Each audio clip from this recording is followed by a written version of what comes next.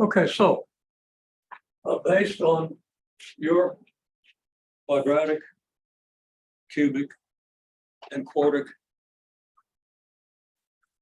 curve fits, you get like 50 data points for the position versus time of the rotating wheel. Just make sure this video can stand alone. Your initial rough analysis, we just approximated omega over some intervals. Look pretty linear. So we figured alpha might be constant. We're going to test that. The alpha results from frictional forces. The alpha results from frictional forces, and they're somewhat complex, but mainly friction in the bearing, which is theoretically, I mean, we often assume it's constant, but it really isn't. And air resistance. Okay, well, anyhow, we look at what we get from your results. Now, for your results, you did the first and second derivatives of each of the models that you got from your Excel. So, in one model, well, in one model, alpha turned out to be linear, but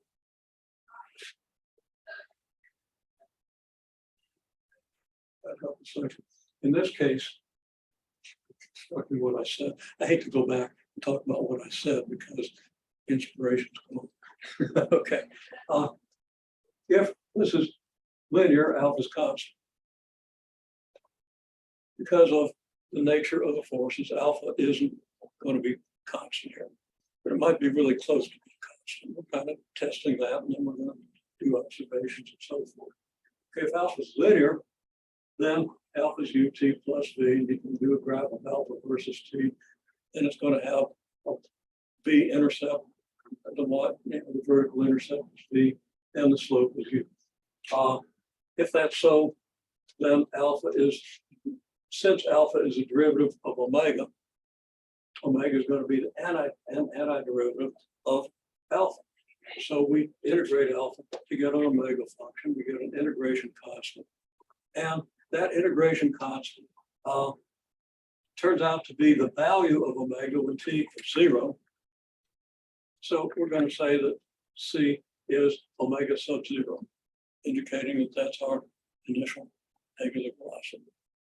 Okay, now we have omega equals this, 1/2 ut squared plus vt plus omega. Now where u and v are things that we can pretty easily determine from our model.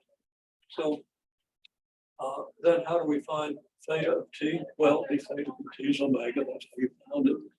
We talked about why it's a rate of change of theta. It's a rate of change of omega to the rate of change constant. Then we integrate that and we set theta of 0 equal to c, and we get this. So what I asked everybody to do was identify omega naught and theta naught. So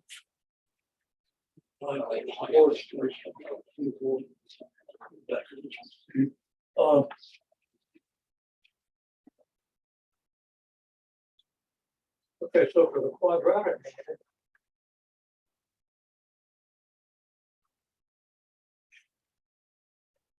I'm going to ask you to read off here theta naught, omega naught, and that's all. So I'm going to pause this. Okay, so one person got these things. Okay, theta naught here, omega naught here. I noticed that the cubic and quartic models both gave the same, to round off, the same value for omega naught. We don't necessarily expect, we really don't expect linear acceleration in this case. Okay, so it's maybe not surprising that this came out a little different than these did. Now, what I said was, I kind of expect the cubic model is going to be the most accurate. But friction is elusive. You only get friction by measuring it. You can't do friction theoretically. Okay. Now, artificial intelligence with some good observations might come up with some kind of a model, but you wouldn't be able to derive it from first principles. You get approximate line. Okay, so the fact that the quartic model appears to give the same thing as the cubic model, if that holds up, kind of confirms that the quartic model has some validity. Okay, I will say more about that, but that's where we are right now. Okay, let's get the rest of the data. Oh. Okay, what'd you get? 1.15. Okay, so 1.1 M 0.387. 3 3 2. I got the 2. 0.3. Okay. Cubic model. 0.4711.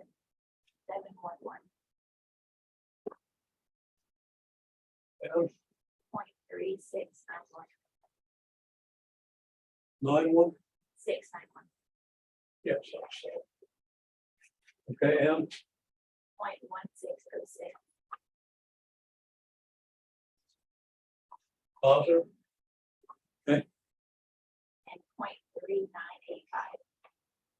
0.3985. 0.398. That's gonna round off to 4. Okay, now, again, these are pretty consistent. This isn't far below this one, but it's below. Maybe we're seeing a pattern and maybe it's just coincidence. Okay, who wants to tell me next?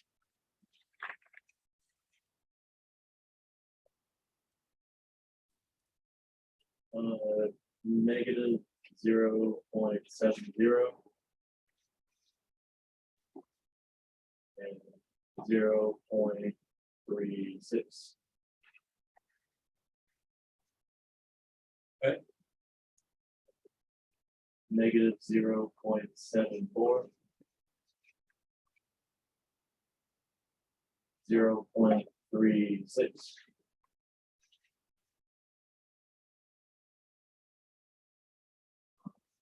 (0.33)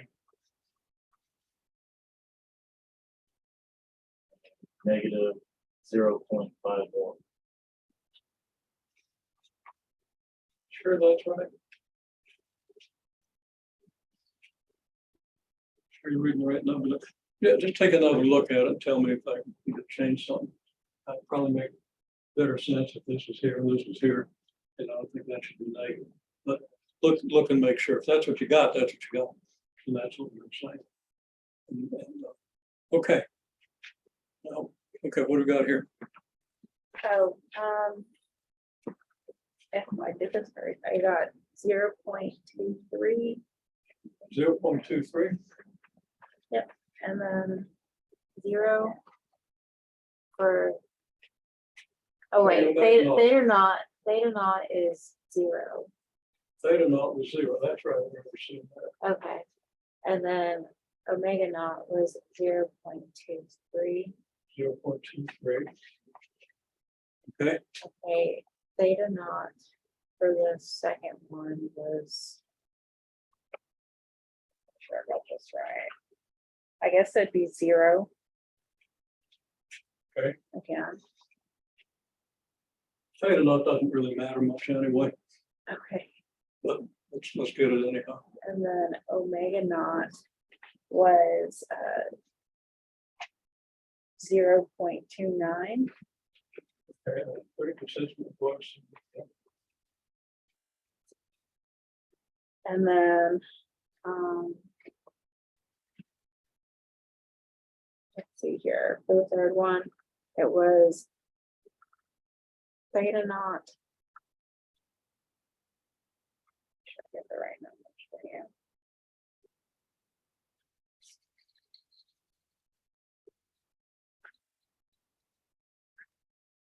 I guess it would be 0 again. Okay, theta naught doesn't matter too much. The omega naught. And the omega naught was 0.52. 0.52. Or no, 0.2, 0.26. 0.26. Because it, Okay, well, I don't know. 0.26 makes more sense. Okay. Because, That was the one that I had to fix. yeah, that's okay. Yeah, He just made a just simple little error on one of your derivatives. All the rest of them were good. Okay. Okay, Brett, you verify you got a negative 0.51 for the omega naught on the cubic model?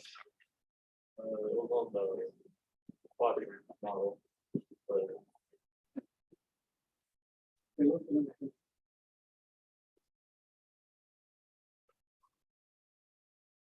oh wait, I did switch the two numbers.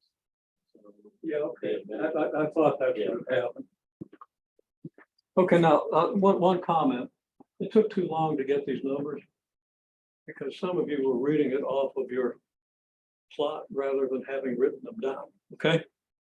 So when I said identify the numbers, implicitly, you're going to have them identified by writing them down. Okay. So that just, you know.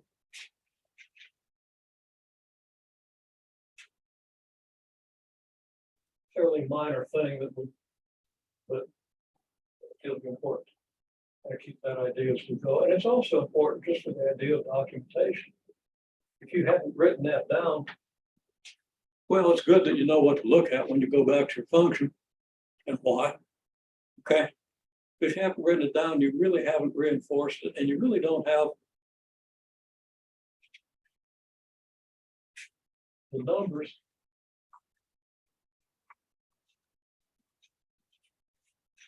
in a form where you can compare them. If you have to keep looking back at your different Excel pictures to find the numbers, you're going to miss patterns. Okay. So no problem. This was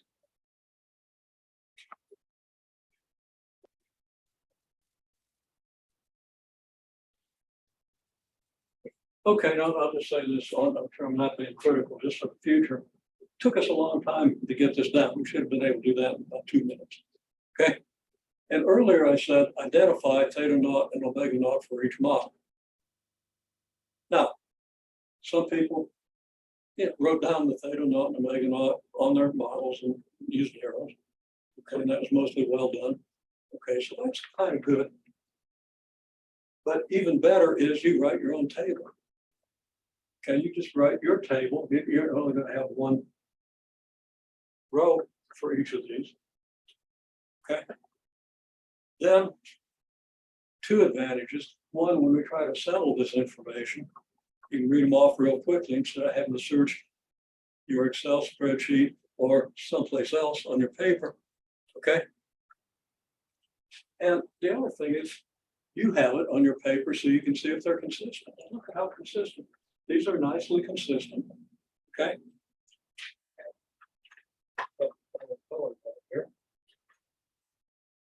And these are even more nicely consistent, even though it took us an hour to get it. Okay, that's okay. We're learning how to read and sort data. Okay. And those are all really close. Now,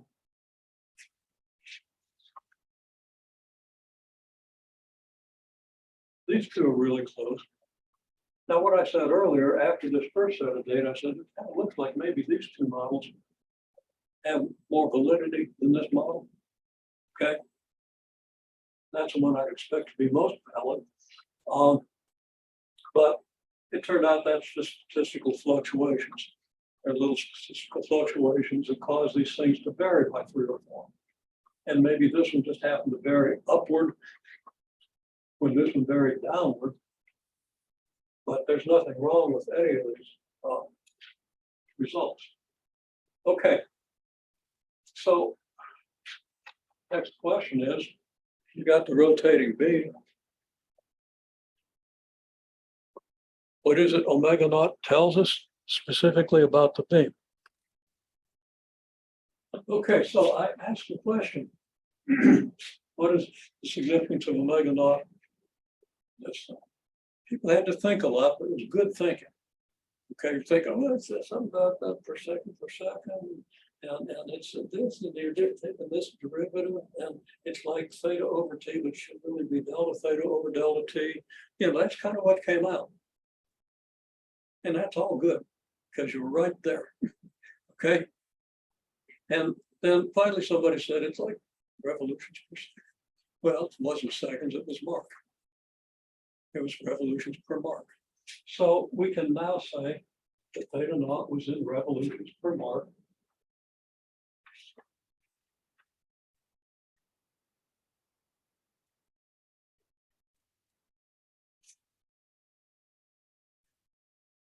And theta naught was in revolutions. Okay. And our numbers are pretty consistent. Let me just move forward a little bit. Revolutions per Mark wasn't really showing, and nothing, everything else is blurred, so I'm going to have to fill the picture of the lighthouse.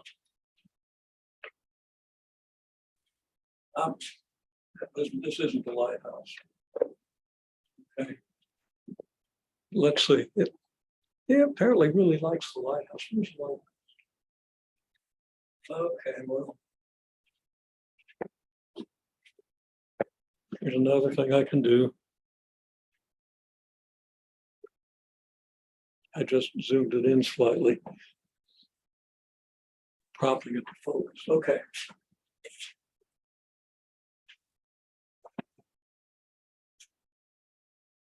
Okay, so there it is. Now, I want to go on to a hard question. This question, that's not an easy question, kind of an in-between question. And it becomes an easy question after you've really kind of sorted out what these functions mean.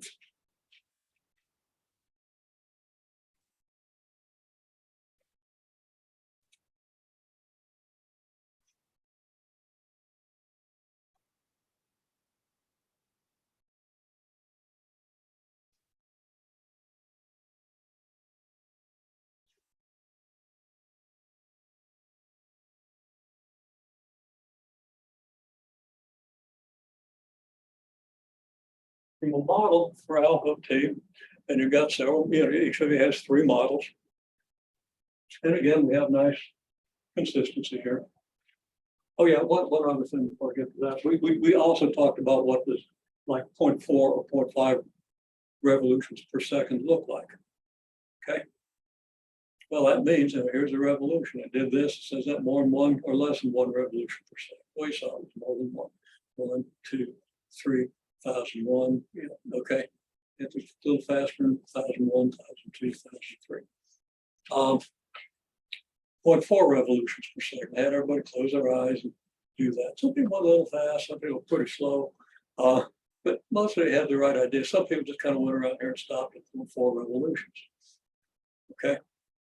And if you did that in 1 second, 1001, okay, that's about right. 1001, 1002, 1003, something like that. Okay. So you want to have a feel for that. And is that consistent with the way this was going? Okay. And it wasn't incidentally per second, it was per mark. Okay. Mark was a little longer than a second.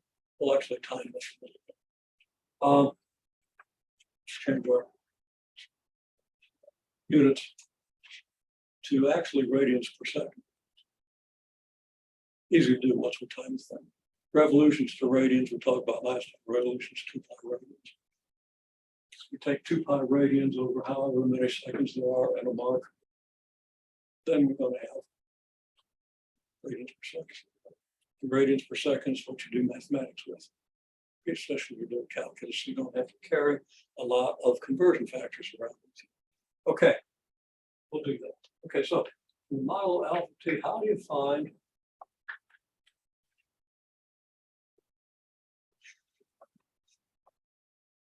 alpha bar? You know what alpha bar means? Anybody familiar?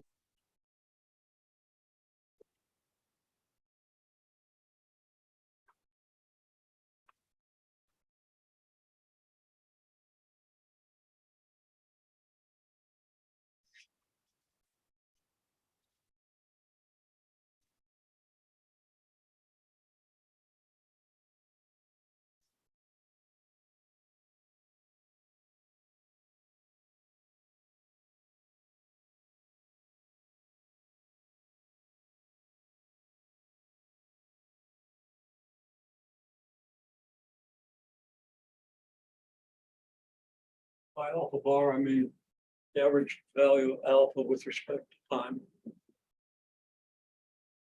They could average alpha with respect to position. A little trickier. How do you find the average value of a function?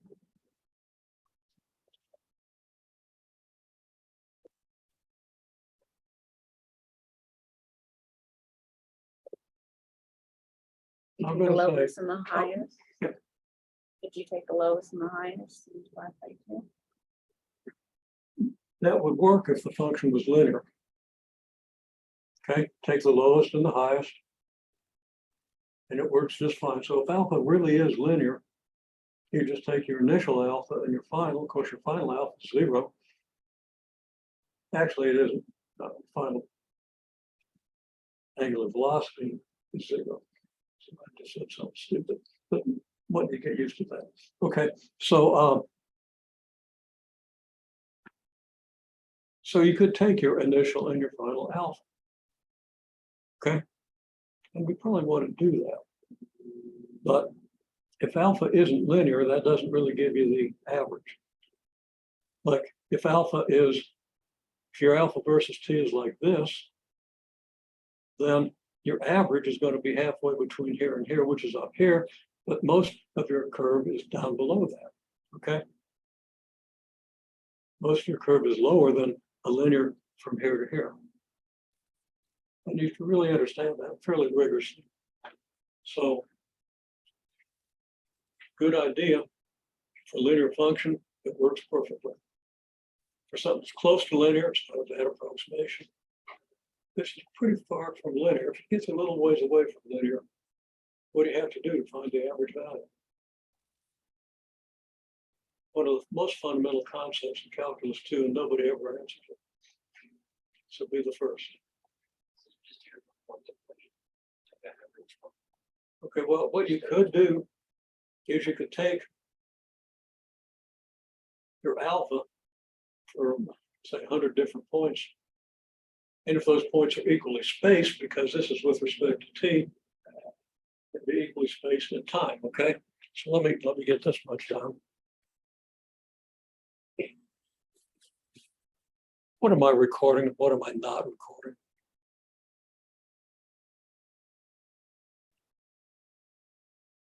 Somebody needs to keep track of whether we're recording or not. That's me. Okay.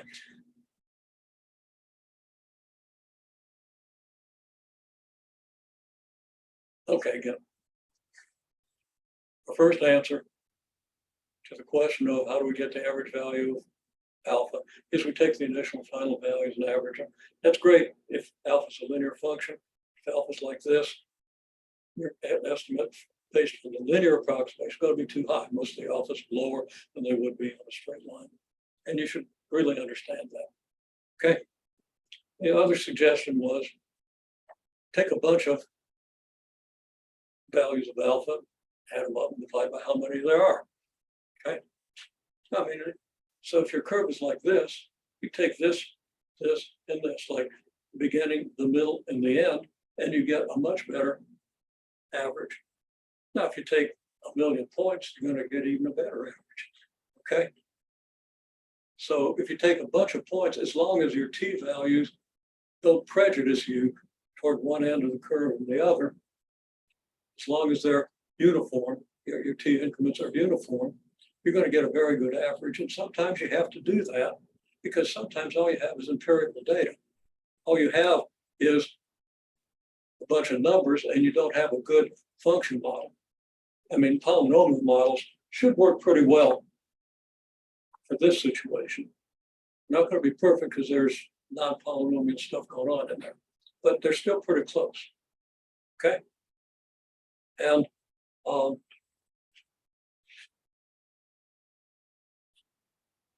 so anyway, that's a good situation. That's a good idea. You better draw a picture.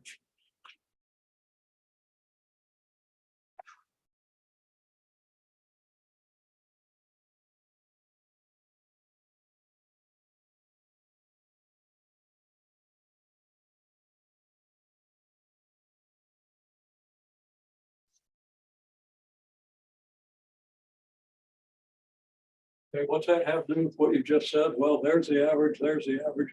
I mean, there's a value of alpha, here's a value, here's a value, right? Now, on each of these little increments, this thing is really close to being straight, isn't it? And if you use 100 increments, they're going to be practically straight. So it'd be perfectly okay to approximate the average value by averaging these two values here. Or just averaging all of these. Okay, well, I'm trying to get to something else. So I'm going to do a similar picture here.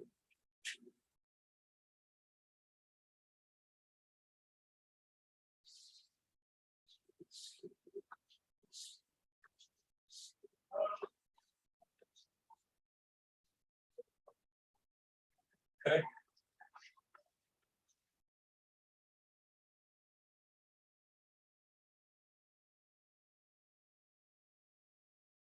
Okay, we've got uniform delta T intervals.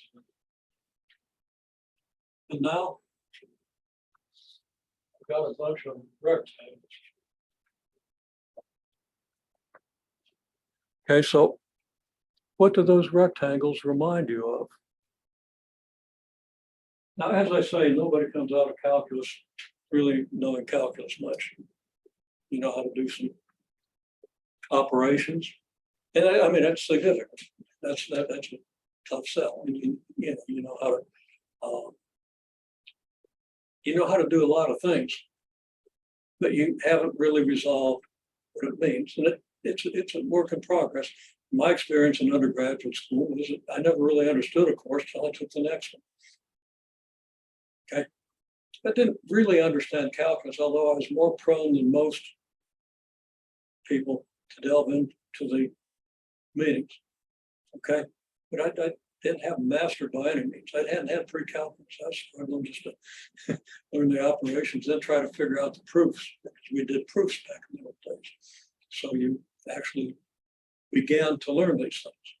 Okay. Don't like the way it's being taught these days. Not just because it's better in the old days, but because you've got people understanding. Okay. Okay. What's one of these intervals tell us?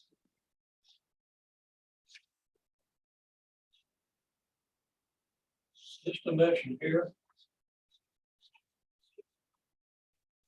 is approximate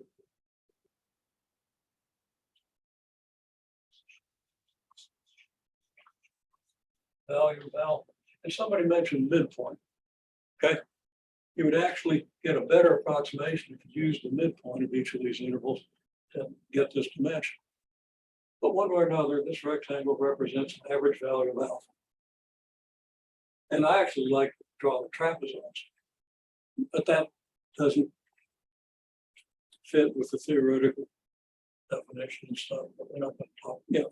I mean, people come up with the idea of right sums and left sums and stuff like that.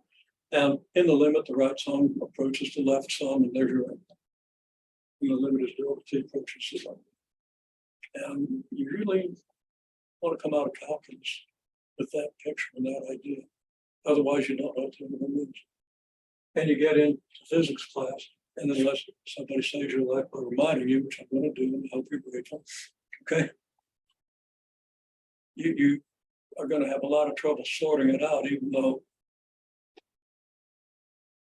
it's referred to all the way through your education, okay? If you're in a technical field, didn't realize the calculus. Anyhow, there's alpha. There's delta T, okay?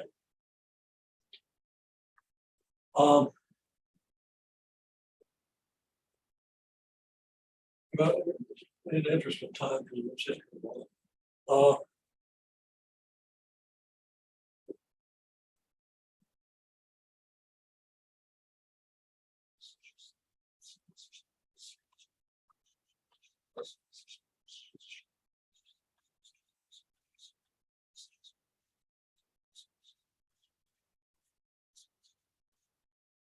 okay. I mean, alpha is approximately equal to your delta omega over delta t, right? So in this interval, which doesn't involve the omega graph at all, but we know that whatever this value of alpha is, it's a derivative of omega. So it's approximately delta omega over delta t. So when we multiply it out, alpha delta t then is equal to delta omega, okay? Now, we go from there. And I'm getting a little far away from what we do, but I wanted to mention this. I'm just going to tell you without proving it. You kind of want to think about why it's true and go back to calculus textbook or a calculus textbook. Look up average value. Okay.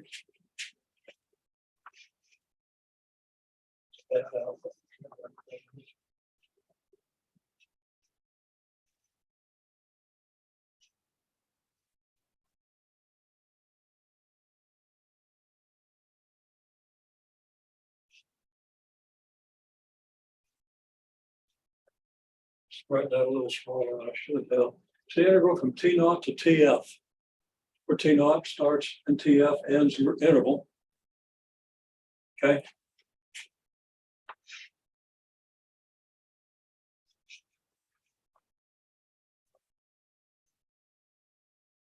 It's the interval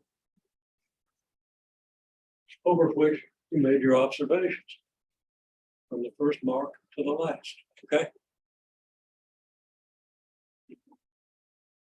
You're doing something funny, but it's okay. To do this, then you divide by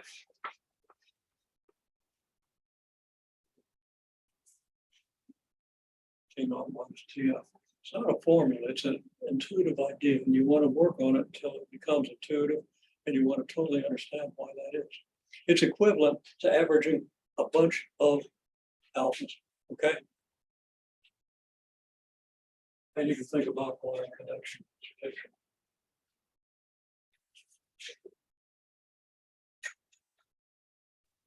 So, having done that, take your quartic function and do this interval.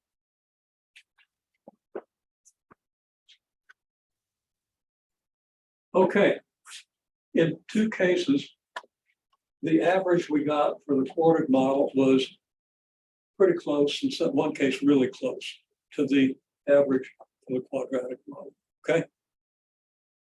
On the order, well, they were really close. You can do the cubic model. It's kind of almost safe to do that by hand. Probably wouldn't be a bad exercise, but if you've done a lot of integrals, it just comes down to punching a lot of buttons in your calculator. You've suffered enough. You have my permission to use Wolfram Alpha to do these intervals. So that should just take only a couple of minutes. And then we'll be able on Wednesday, because we won't meet again until Wednesday, to kind of compare what we got there. Okay, so we're looking for consistency. I'm going to take a 10-minute break, and then we're going to set up a couple of things. And I'm also going to talk about, I think everybody's got their computer. You can actually get these working. Quick setup on these. But while you're taking a break, I'll probably go ahead and set up my computer just so we can demonstrate it. Okay. So, you know, I recommend you get up and walk around, get bathroom break, beat your head against the wall, whatever you need to do for a break. Okay.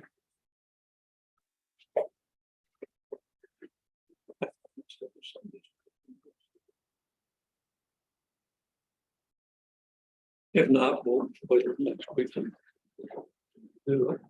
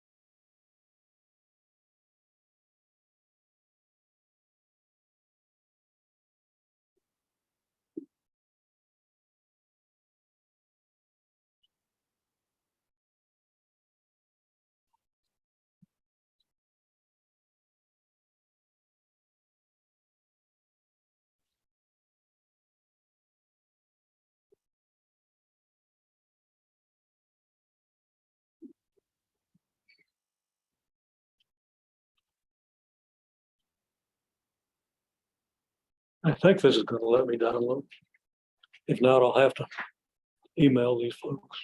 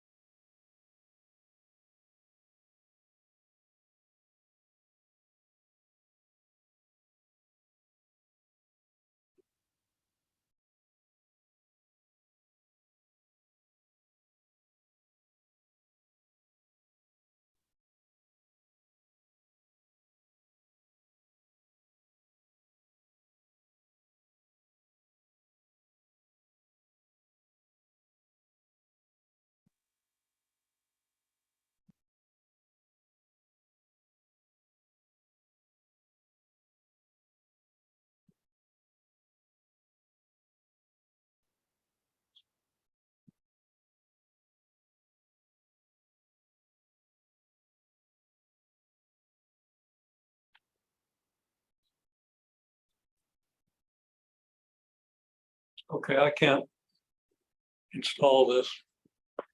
Because it needs an administrative permission.